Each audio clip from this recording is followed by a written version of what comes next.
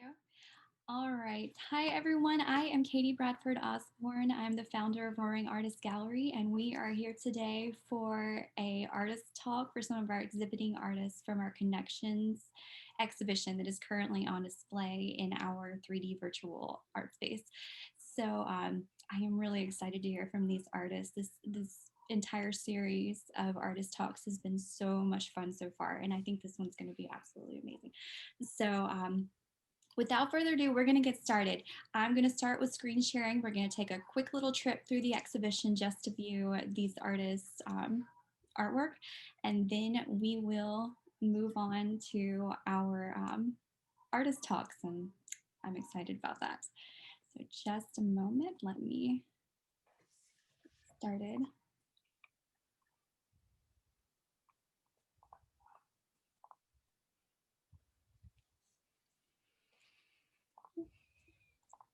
Try that again.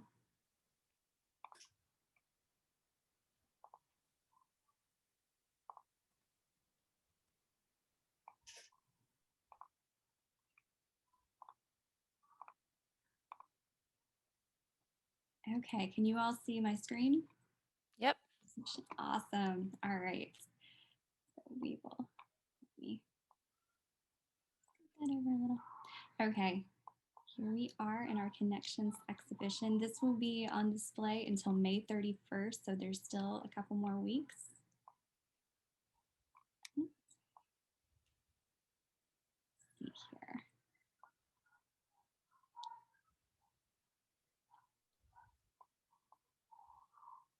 I don't think anyone has any art in here now that I'm thinking about it.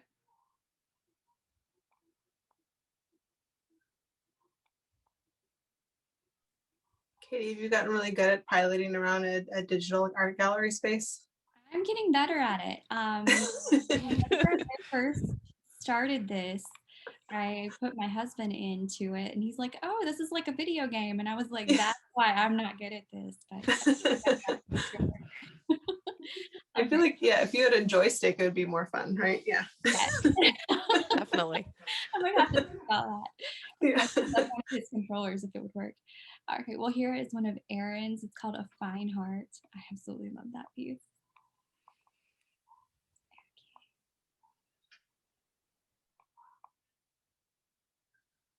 Okay. Over here, we have one of Tricia's pieces. This is called Alignment. I love Tricia's minimalist artwork. It is so beautiful. All of you have very different mediums right in this show, and I'm so excited to hear more about all of your work.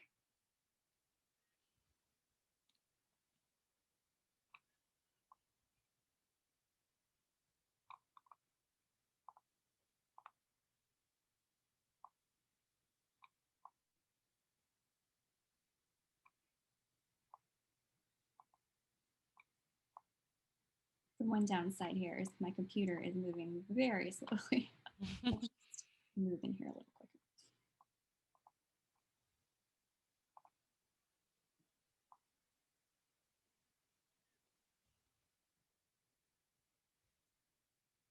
All right, here we have Kristin's pieces. I love that. I love your use of color in these. And it's so Thanks. evocative and interesting. So beautiful too.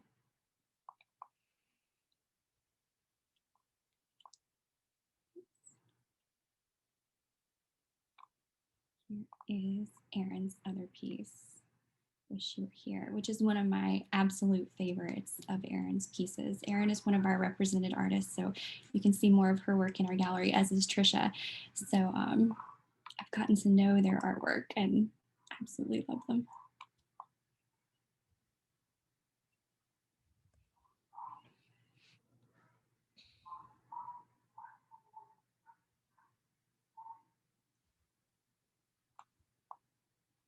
Okay. We can leave it. There is one more by Tricia in here, and now I'm forgetting where I put it. I usually get a chance to go in and remind myself, but it's been a crazy week of homeschooling my child on top of everything else this week, more so than usual. Oh, here it is. Okay. There we go. This one is Rising by Tricia. It's absolutely beautiful. That one's so beautiful. It really is. Her work is so beautiful. All right. We will stop our screen share. And then I am going to read Erin's bio, and then I'll turn it over to you, Erin, and you'll be able to get started with screen sharing as well. Okay.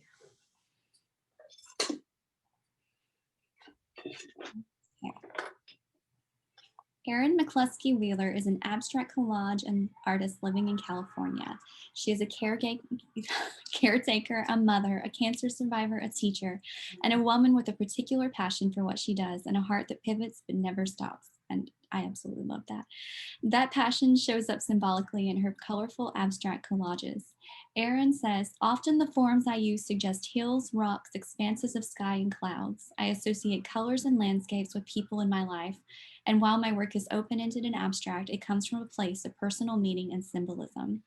Though personally symbolic, Erin's work also reaches out to her viewer, drawing collectors into her colors, patterns, and the experiences they bring to the objects, characters, and places they'll discover. When asked how she chose her current medium, collage, Erin says, I've always gravitated towards collage and using the materials in the world as art materials. I pick up bits of color and things I find on the street all the time. I studied traditional brush painting in Japan as an undergraduate, and this shows up in my comfort level with empty space and with swirly brush strokes. I love the immediacy of working with paper. I love the collection of painted paper scraps and bits. I love working out color combinations with the papers and then figuring out the compositions. I love using found postcards, office supply stickers, wallpaper, found photos, and small hidden wonders in my collages. I love that, and I cannot wait to hear more. All right, take it away, Erin. Thanks so much, Katie. That's really fun. All that's true. So on my iPad, I'm going to share my screen, which means you probably won't see my face because I don't know how to turn on my video and share screen at the same time on my iPad. But I'm excited to show you guys some more of my work and talk a little bit more about it. And I teach a bunch of classes on Zoom, so I'm pretty comfort level with the Zoom presentation is pretty high at this point. Things that I didn't know that I wanted to be good at. Mm-hmm. So this is a picture of me dumpster diving, which is one of my favorite ways to collect materials for my art. I was the artist in residence for the El Cerrito Recycling Center, which was probably one of the most choice residencies for me, because it was just involved having a scavenger's license to be able to collect things from the mixed paper bin. And as Katie said in my intro, I really do love working with paper because I love that sort of idea that these papers have passed through people's hands. They are, kind of include their sort of intentions and all of their the kind of energy that went into either writing something down or painting something or printing something. And I really like kind of being able to sort of carry on that energy into my own art pieces. So I started kind of with just a little bit of a picture of my studio, which you can see I like color. Yeah. So even my studio itself is full of a lot of color. And my space is at the back of my house, kind of off the kitchen. So this is the house that I live in is the house that I grew up in. So historically, this room was the laundry room. And then when I was in middle school, my mom and dad renovated the house, and my mom made this into her little reading sanctuary. She liked to rearrange the house so there's lots of places to read books alone, which is, I've now since rearranged the house with places where I can make art. So it's just sort of a nice kind of shifting of the focus of this room, but I really love this space. It's not very big. I had just have these two kind of table spaces. So when I do want to work bigger, I tend to just colonize another space in the house, the dining room table or another area. But I do tend to like to work small too. That's kind of what I gravitate towards.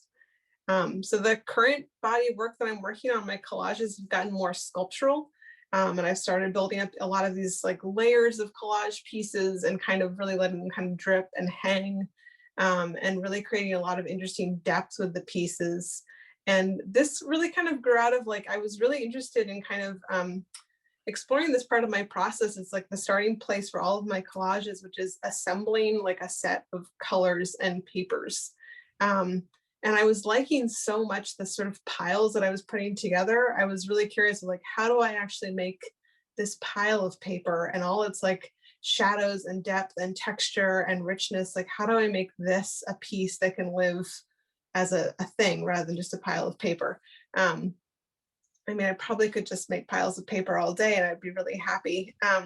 So I started investigating ways to kind of like actually build these collage pieces as 3D elements. So they're mounted on wood across the back, but then the papers are all kind of connected to each other. So they're very kind of dense in their construction, how they're put together. And you can see too that I use a lot of painted paper. So it is collage, but it's not necessarily like a lot of recognizable materials or, sort of mass produced materials. It's a lot of my own painted paper or scraps from other artists, kind of different mixtures and combinations. So this piece, the piece on the right is a Georgia O'Keeffe painting. I think it's called Music in Blue and Pink from 1919.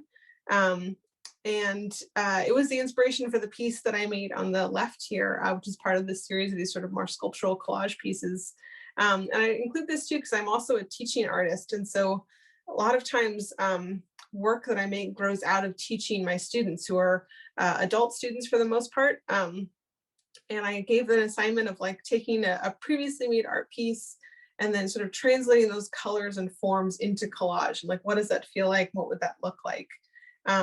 And I don't always finish the pieces that I assign my students, but this one I really loved and kind of just went further with it. And again, it's like just really kind of falling in love with colors and kind of the different textural possibilities there with all the painted materials. So yeah, so this is this is how a piece starts. I go through my paper stash. Sometimes it's kind of starting with one color that I kind of want to build off of. Might be starting with one single piece of paper, one postcard, or one sort of image that I want to build off of. This is actually putting together pieces for a commission piece, which was based on a postcard that the client had given me. So pulling the papers together and kind of making these big piles is kind of where I start always. So then on the left, kind of my sort of next step as I start the kind of construction process of cutting things apart and kind of fitting things together. It's very puzzle-like.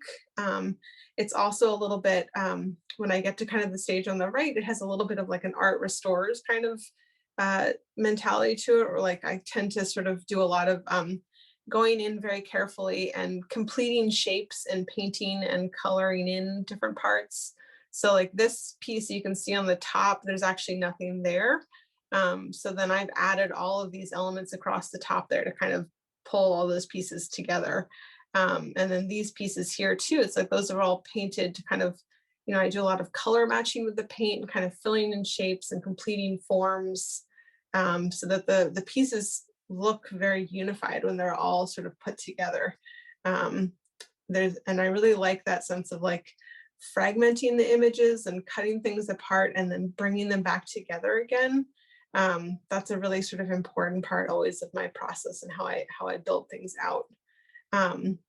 This piece too, called Roses and Their Pests, also includes a lot of some of my favorite things, which are overexposed bad photographs. I love them, use them a lot in my artwork. Gelatin prints, old prints of flowers, anything that's sort of like where the print quality is not great is something I tend to use a lot in my artwork. So yes, this is a Fine Heart, which is in the show, the Connections exhibition. And part of, for me too, what I consider sort of my landscape series, so that they kind of have this long kind of horizontal feel to them. These shapes at the top are the hills, which are, kind of pulled from the East Bay Hills around where I live.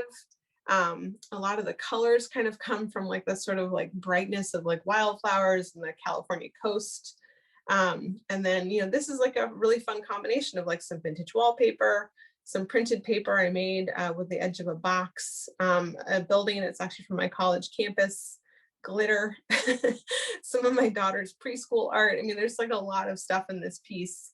And I think, kind of, I always kind of verge a little bit on the maximalist with my collages, especially with my colors. They tend to be very bright and very bold, but the amount of kind of white space I leave behind is really important. And the kind of expansiveness that I let the pieces and the colors kind of have gives it some breathing room and some space. This particular color combination is probably like my most favorite that I gravitate towards again and again, like the sort of blues and hot pinks and greens. It's really a fun one to play with. And the other piece in the show, that Wish You Were Here, I have a deep love for cruise ship postcards, which I use a lot, but I always block out the ship because I really love the sky and sea combination. And I think the colors are just always really stunning. This started because I have my grandmother's whole collection of postcards. She traveled all over the world in her retirement and loved cruises. So I have a lot of cruise ship postcards and just a lot of postcards generally from around the world. And, you know, sometimes I've mailed them out, but it's actually like really fun to kind of get to respond to the postcards visually and kind of put things together in new combinations.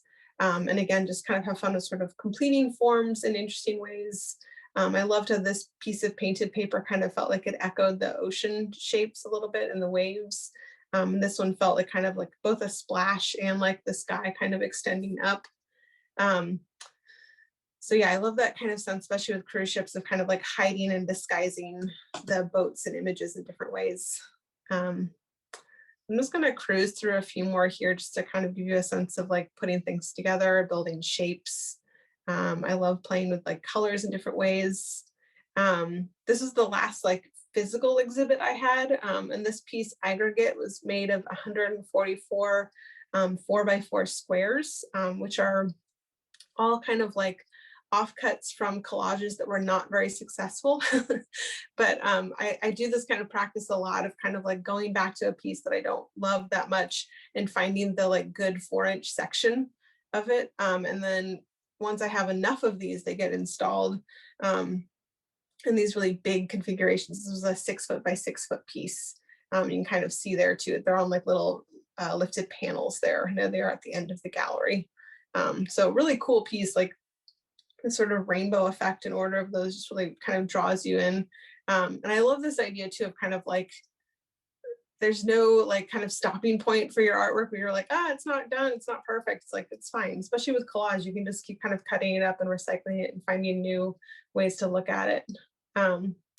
So I just threw in a couple other like exhibit photos. This is from my 2018 solo show at the Gen Tuff Gallery. And all of this sort of series of collages that I did during that time in 2018. Remember exhibit openings? How fun, right? I like these pictures too because no one's actually looking at the art. Sorry. And then at the Berkeley Art Museum, I had my artwork too, like on the big screen there, which was like super fun. Probably one of the best viewings I think of art, because it's like standing on the street looking at your art in a giant screen. So it was pretty cool. And then I just wanted to end with this is sort of another kind of current series. So I tend to work on like lots of things at the same time. I always have lots of projects that kind of make me feel very different, or lots of kind of ways to explore different things. But these are actually like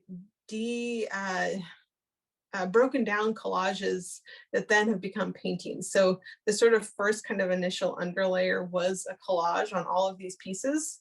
But then I, kind of peeled things off, revealed all these amazing textures underneath, and then painted on top of them.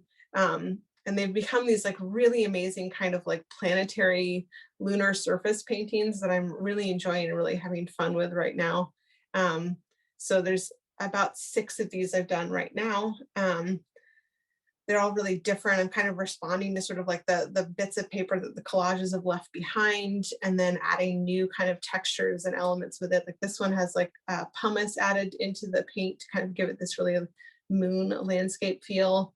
They have a little bit of a feeling of like portals or doorways into other worlds. And it's been really fun kind of working on this series and then reading about sort of the surface of the moon and the surface of planets and why they have all these amazing pockmarks on them and these textures, and kind of the sort of wonderful kind of accidental discovery of like building these things out of paint and then kind of looking back at like, well, what do they remind me of? And like, how is this connected to our world and where we live? so yeah, so this is like another, so in addition to the sort of sculptural collage pieces, I'm also still exploring these planetary paintings, and kind of the reverse of my process usually, which is like painting first and then collaging, and this is like collaging first and then painting. So I'm always very interested in process and kind of moving back and forth and starting the process, starting in at different points in the process too. So like, maybe it's like there's 5 steps in my process, and what happens if I start at step 3 instead of step 1? So yeah, really fun to just kind of keep exploring and seeing what else happens with that. So yeah, there'll be more of all of those things. Okay, now I have to find the button to close my talk. Great. So thank you. Any questions before we jump into the next person?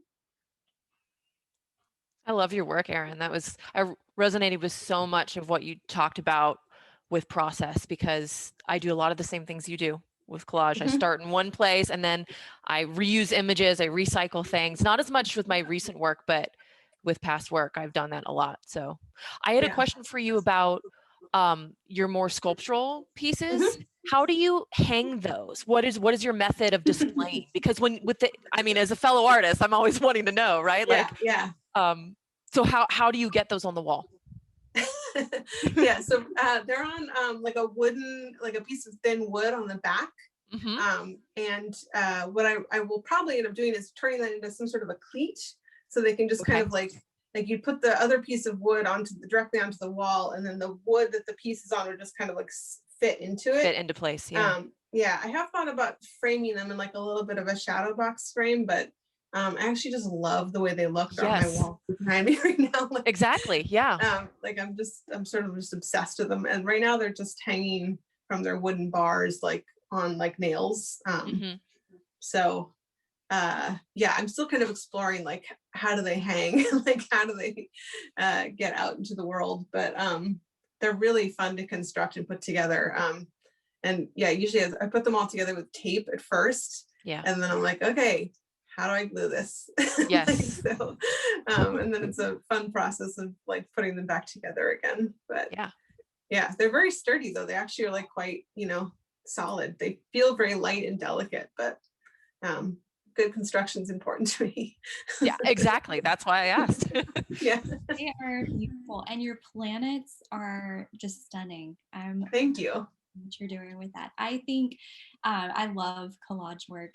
I think that it's one of the more complicated arts in some ways, because there's so many different pieces, and bringing that together and knowing when to stop and knowing how to use the negative space is such a talent. And I think that you do it so beautifully.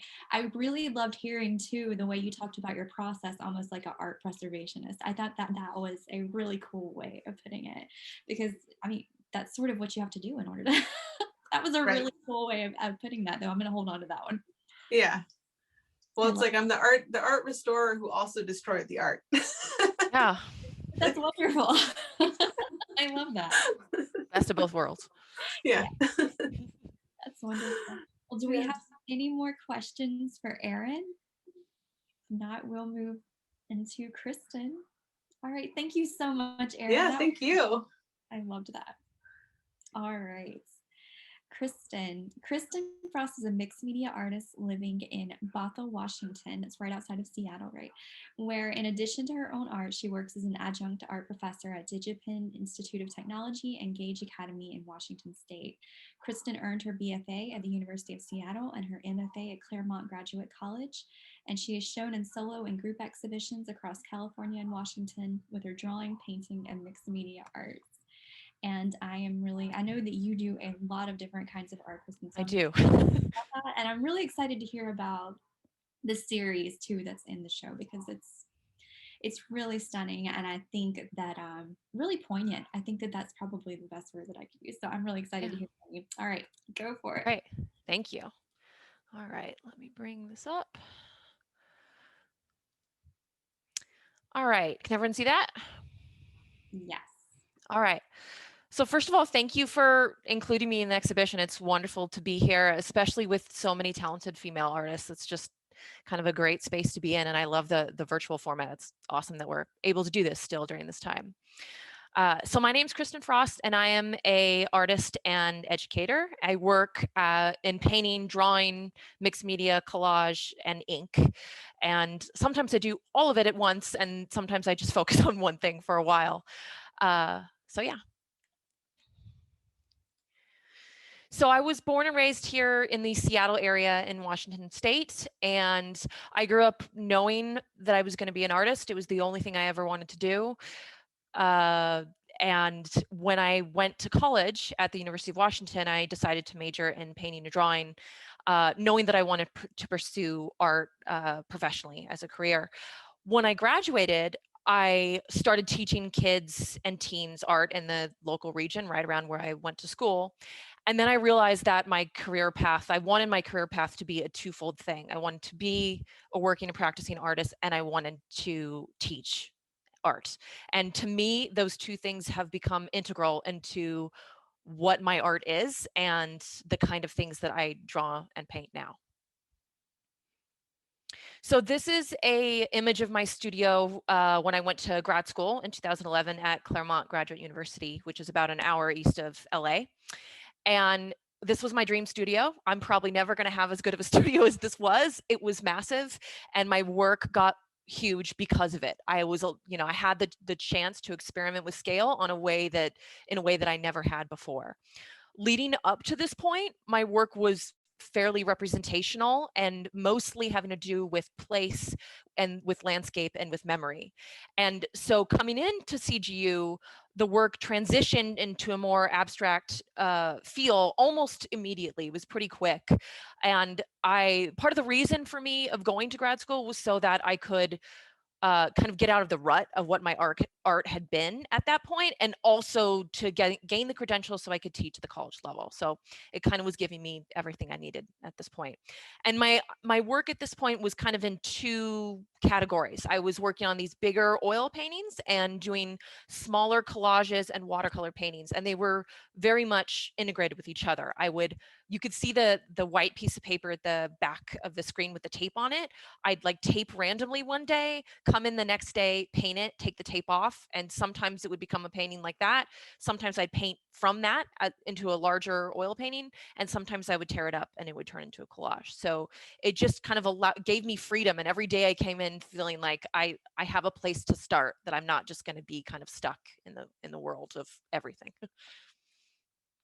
So this is one of the watercolor paintings I made about halfway through my time at grad school. And I just put it up as an example of how my work had really changed at this point into more of an abstract feel. But things like light and color and vibrancy and movement, things that related to the land, were still always present. They were never really far from my mind, even when it was about just kind of moving my brush in a certain way.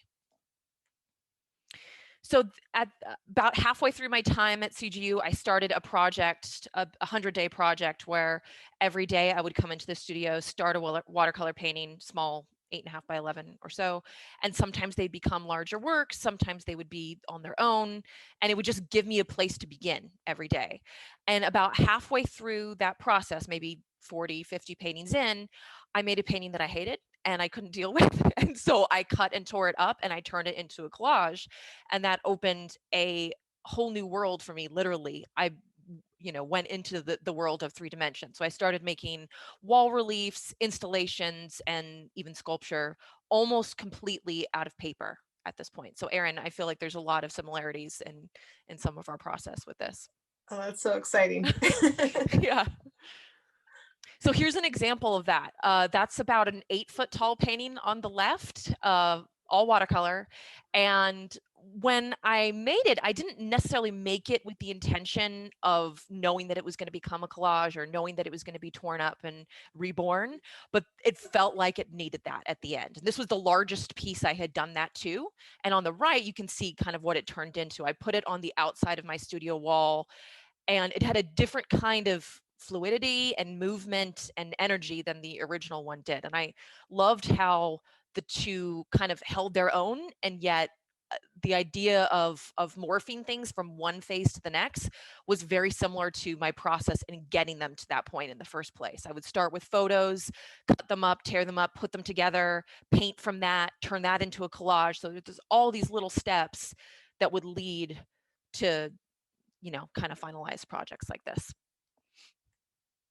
So after I finished grad school, I stayed in California for another 5 years. I started teaching at the college level, so kind of my dream. It was wonderful. And in terms of my own art, instead of working from a giant, well-lit studio, I was now working from our second bedroom in my apartment that was rented and that had white carpet. So I had to be very careful, and I put plastic down everywhere and on the walls, and I decided to work pretty much solely with paper at this point. I stayed away from oil paints because the room was not well insulated, and I just, just felt like that made sense for the studio that I had at that time. And so this work was bringing some of the narrative and the representational elements of my older work back in, some of it taken from my own life. The mailboxes on the one on the right are from my grandparents' house, roses from their garden.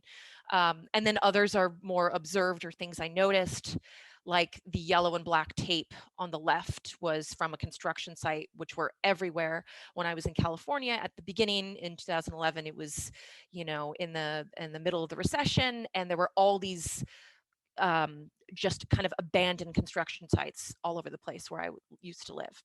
So I started to experiment more with different types of materials at this time, as opposed to just cutting and tearing up paper.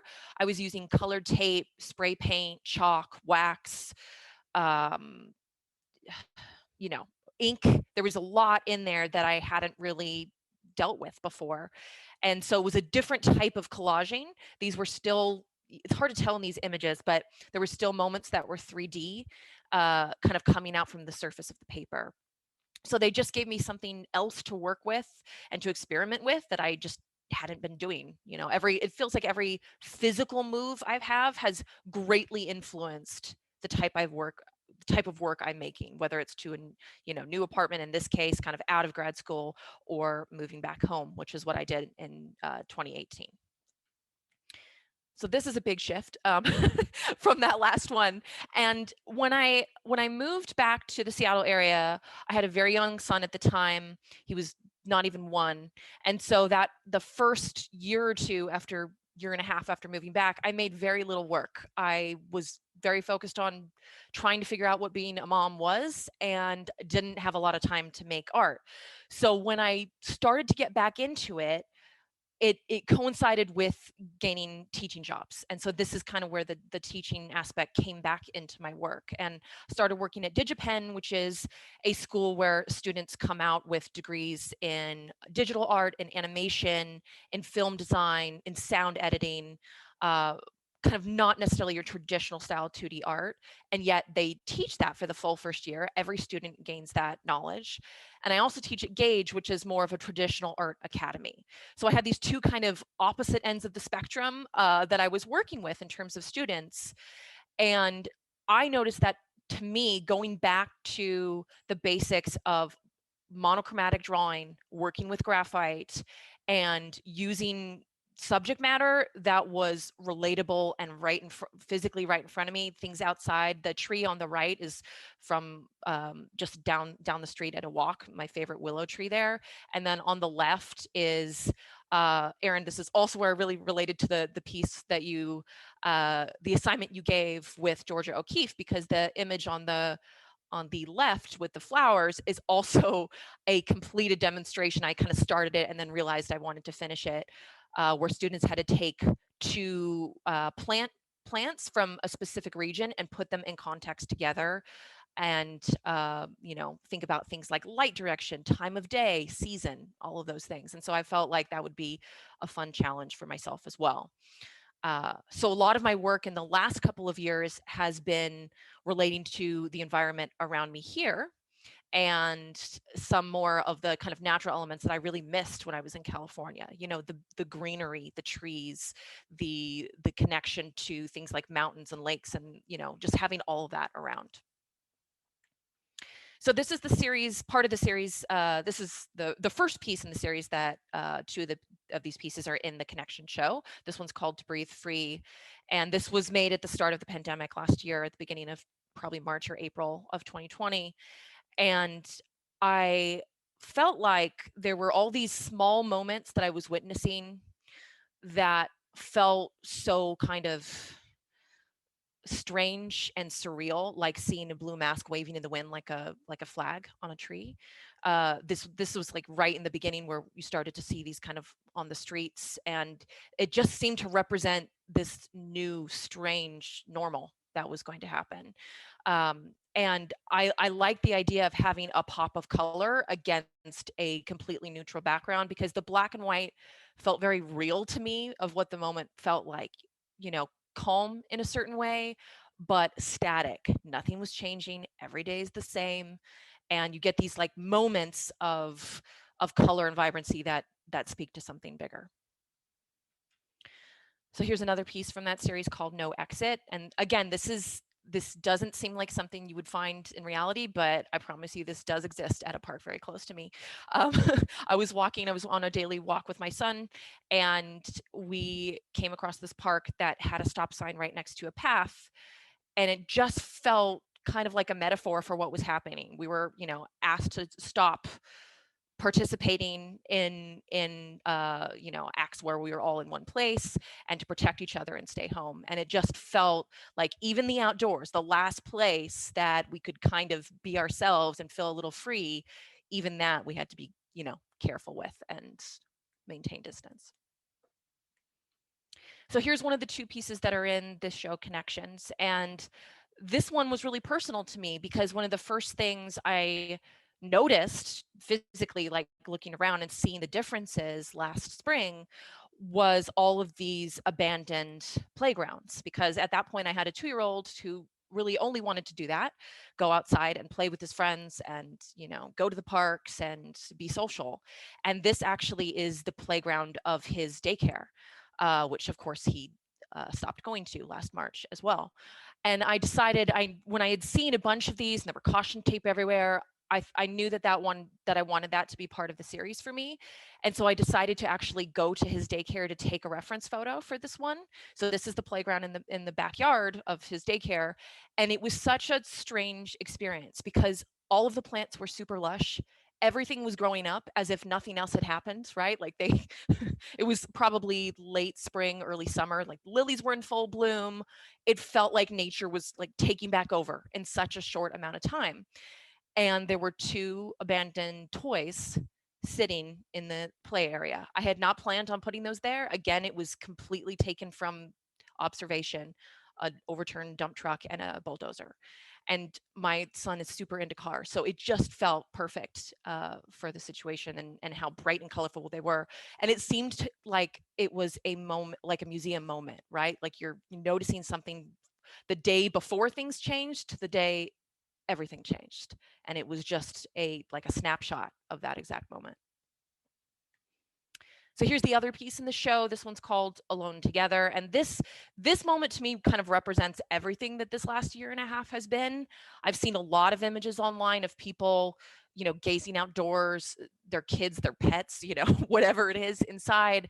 And it seems very representative of what we've all gone through, and yet while feeling so lonely at the same time. So that sense of loneliness while also going through it together is where the title came from for this, Alone Together. And this was my son last summer, looking outside with this bright red shirt, his favorite color, just longing for adventure, for friends, for fun, anything to get out of this small 2-bedroom apartment that we were in. So it really spoke to loss. It spoke to what he was losing. I felt as a relatively new mom at that point, so much more connected to the things he was losing in addition to what I was. So it just felt like a moment that begged to be turned into a drawing. Okay, and lastly, these are just a couple of my recent ink drawings. My work recently is in multiple lanes. I do a lot of watercolor and gouache painting. I do these kind of weekly ink drawings. And a lot of them have connections to water, is what I've been noticing recently.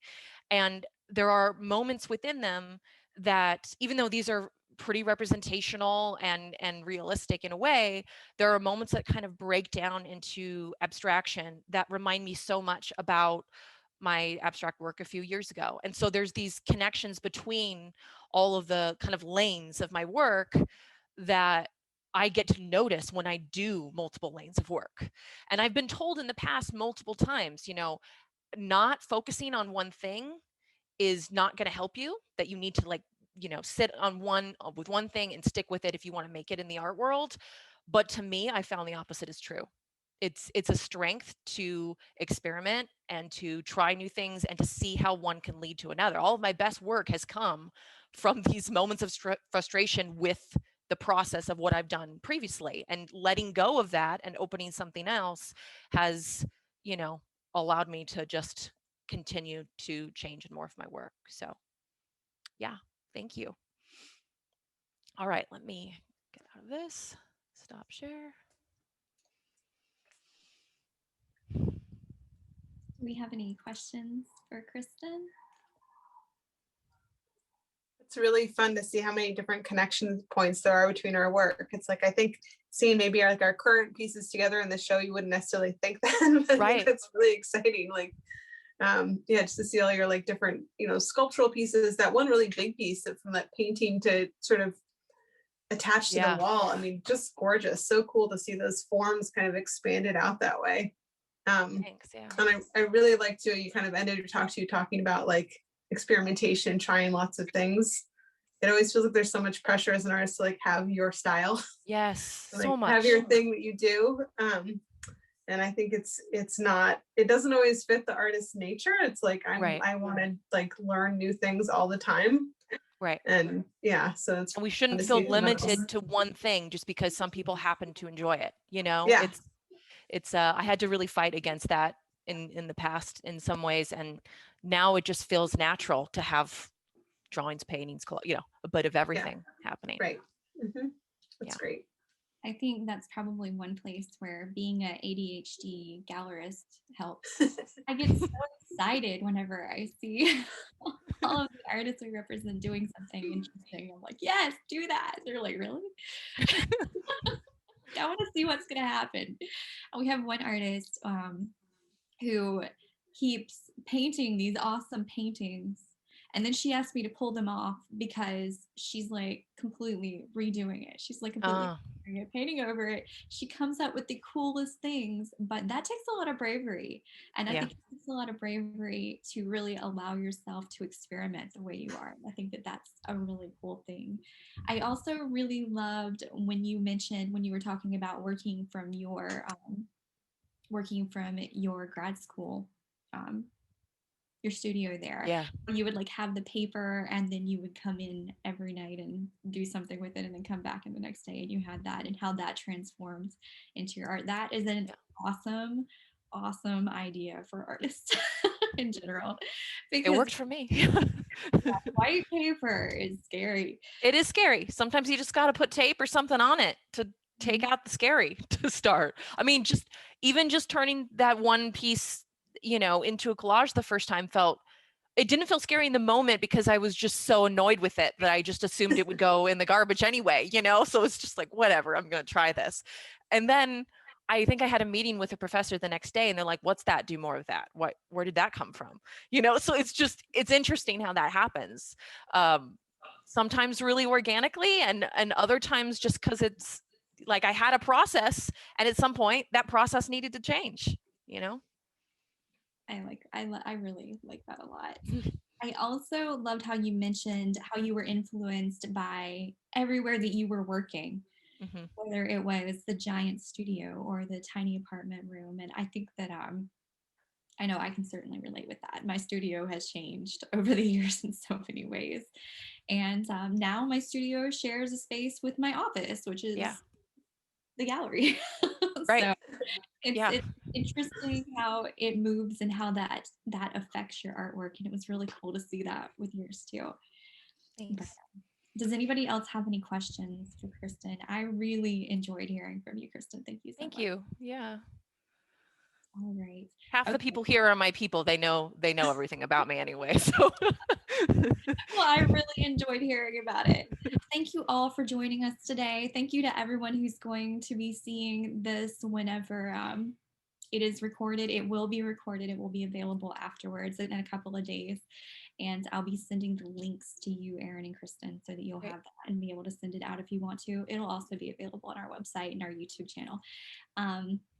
If you have not seen the show yet yourself, not just with my quick little go through, which wasn't very quick today, go and see it before May 31st. It is a really awesome show, and this concept of connections is so close to my heart, and I absolutely love the way that this has turned out. So, and I think that is then everything. I'm kind of a little off with but thank you all so much for joining me. Once again, this is Katie Bradford Osborne from Roaring Artist Gallery, and we'll see you next time. Thank you. thank you, Katie. Bye. Nice to meet you, Erin. Thanks, everyone. Thank you. Yeah, good to meet you too. Bye. Bye. Bye. Well, hi everyone, and welcome to our continuation of our Connections Artist Talk for our number 3 in our series for the Connections exhibition that is currently on view at Roaring Artist Gallery. We have Tricia Choi today, and I'm really excited to hear from her. I'm going to hand it over to you, and you can go ahead and take it away. Thank you, Katie. First, I want to say thank you so much for creating this gallery space. It's been a lifeline for me, and I know a lot of the other artists through this interesting time we've had. But I actually do think it's been a creative boon for a lot of people in my life, even though some of it is rooted in some honest pain and expression.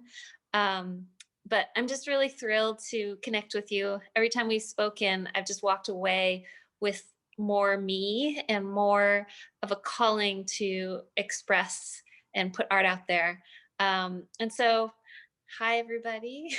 When Katie reached out, thank you. of course I love to talk and I love to give whatever I can. I think art is such a dance between the artist and the people who will spend time with the art. And everyone who buys art, looks at art, likes it on Instagram or YouTube, Facebook, wherever, or even just spends a moment where the artist doesn't witness your connection to it, but can feel it far away. You're basically making this art, this person whole, sane.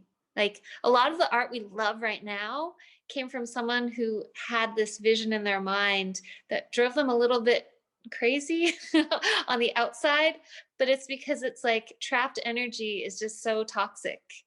Even if it's good energy, it just gets really toxic. So one of my quests, and I'll get to the art that I make right now, has been to do the work, the personal work, to clean out my energy so that what I put on canvas or wood panel or on paper is something that is peaceful and joy inducing, not to be someone who's pushing toxic positivity. It's more honest positivity that yes, I'm human and I have those other feelings and expressions, but for me, this avenue of mark making at this point in my life, it's about sharing those quiet, rare moments of peace and joy. I wish my toddler was here today because he was critiquing artwork today. We have a frame television and it had all these different pieces of art, and he actually had a visceral reaction to a piece and said, change it.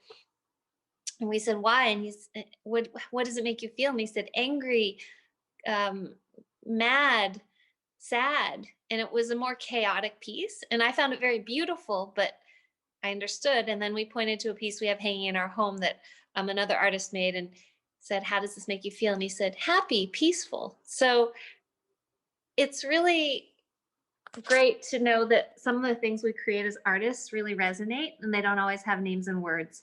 So I'm going to walk you through my studio a bit, because I think that that'll give you a little dimension to what I do and how I do it. This is the first piece that I created in a new body of work. It started with just pencil marks on wood and then just the slightest white paint.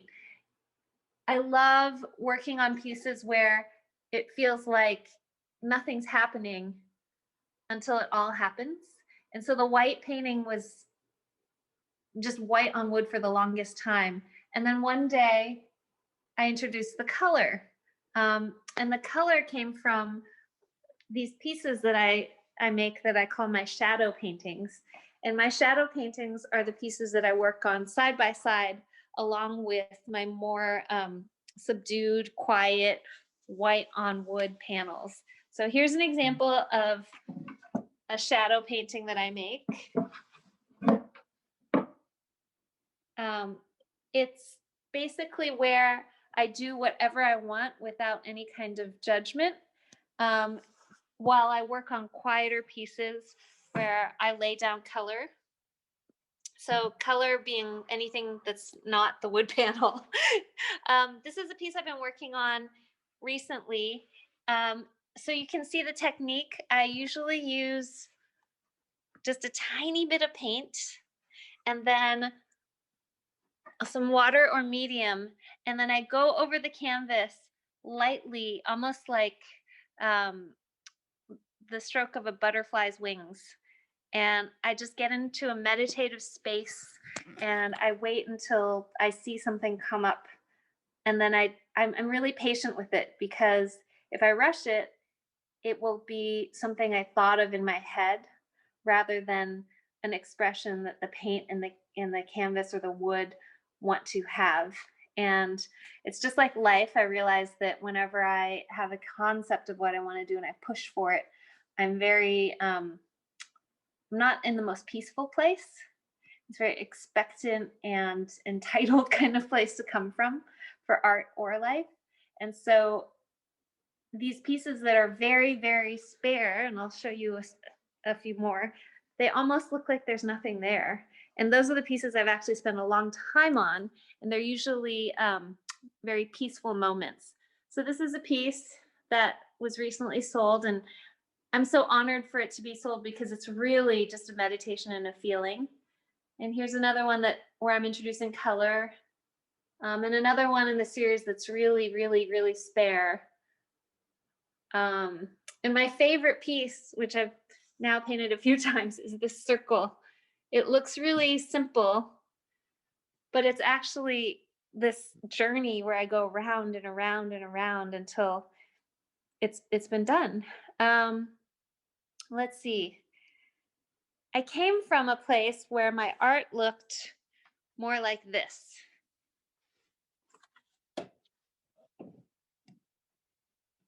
And you can see a lot more sort of like, I want to call it chaos and energy, but you can feel that I was working things out.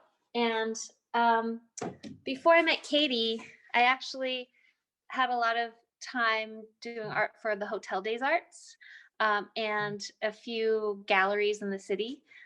And my style was more like hard, colorful lines, a lot of honestly frenetic energy.